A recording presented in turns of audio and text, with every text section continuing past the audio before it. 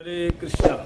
सभी लोग कहते हैं भगवान कृष्ण का जन्म क्यों हुआ, क्या कारण है। इसके पीछे बहुत सारे कारण हैं, क्योंकि इसमें से एक कारण है कि जब भगवान बावन भगवान का रूप धारण करके राजा बलि के दरबार में गए तो उनके स्वरूप को देख करके जो उनकी पुत्री थी रत्नमाला, उनके स्वरूप को देख कर मोहित सी हो गई।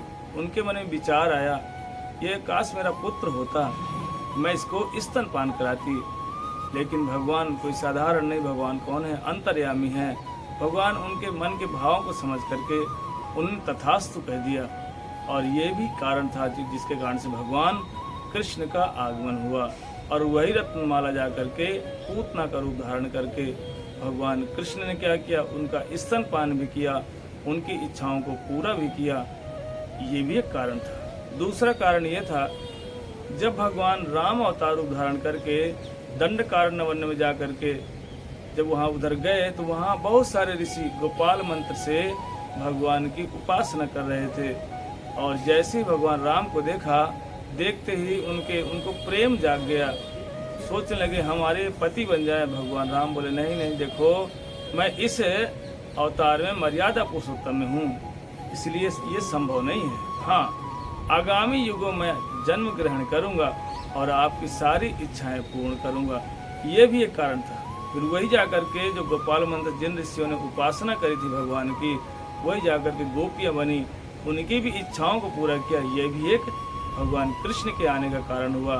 तीसरा कारण हुआ, जब भगवान राम जनकपुरी पहुंचे सीता स्वयंवर के लिए, वहाँ बहुत सारी स्त्रियों लड़कियों ने देख करके भगवान राम के रूप को देख करके मोहित से हो गए।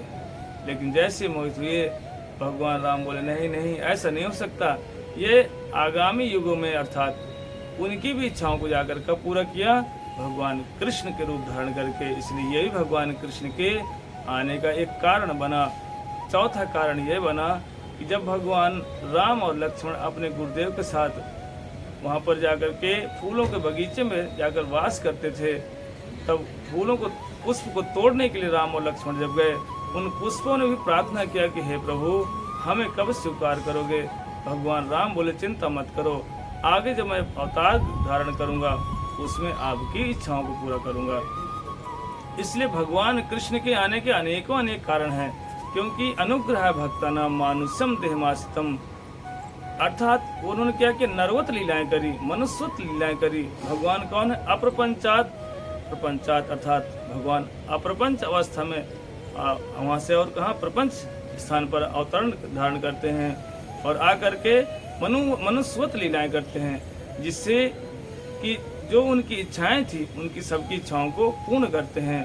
वह बताते हैं ऐसा लीला करने की उनको क्या आवश्यकता है। इसीलिए है क्योंकि जो संसार में लोग जो भटक रहे हैं, उनकी इच्छाओं को पूरा करने के लिए भगवान कृष्ण का आगमन होता है। जो संसार में भजन साधन नहीं करते, भगवान कृष्ण ऐसी ऐसी लीलाएं की।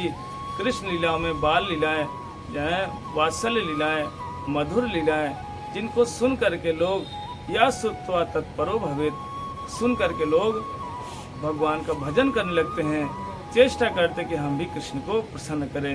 इसलिए उनके आने का जो मुख्य कारण क्या है, संसार में जो घूमे हुए जो भटक रहे हैं, जो भगवान का भजन नहीं करते, उन जीवों को अपनी ओर आकर्षण करना और जिन भक्तों ने जैसी उपासना की थी उनकी इच्छाओं को पूरा करना, ये मुख्य कारण है भगवान कृष्ण के आने का।